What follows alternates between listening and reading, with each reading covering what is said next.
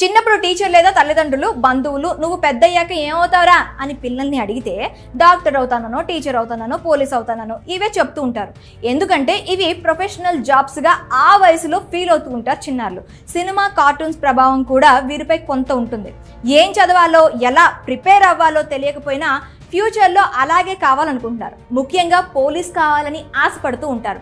పోలీసులు అంటే ఓ TV respect, ప్రజలకు మంచి చేయొచ్చునన్న భావన కూడా ఉంటుంది. కానీ బాల్యం అందరికీ ఒకేలా గడవదు. ఒకరికి మధురంగా మరొకరికి భారంగా గడుస్తూ ఉంటుంది. ఇదిగో మనం చెప్పుకోబోయే చిన్నారికి కూడా ఎన్నో ఆశలు ఆశయాలు ఉన్నాయి. కానీ లక్ష్యం నెరవేర్చుకునేందుకు సమయం లేదు. కానీ అతని కలను నెరవేర్చారు బంజారా హిల్స్ పోలీసులు. 7 ఏళ్ల వయసులో బాలుణ్ణి ఎస్ఐగా మార్చేశారు. ఆంధ్రప్రదేశ్లోని గుంటూరుకు చెందిన అనుపూజు బ్రహ్మం లక్ష్మీ దంపతుల రెండో కుమారుడు మోహన్ సాయి 4వ తరగతి వరకు చదువుకున్నారు.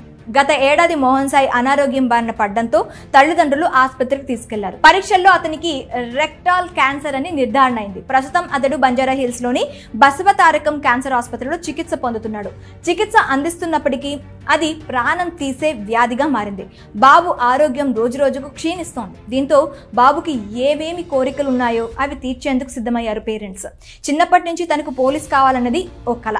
ఆ విషయం తెలుసుకున్న ఆసుపత్రి సిబ్బంది మేక్ ఏ విష్ ఫౌండేషన్ సభ్యులకు తెలిపారు.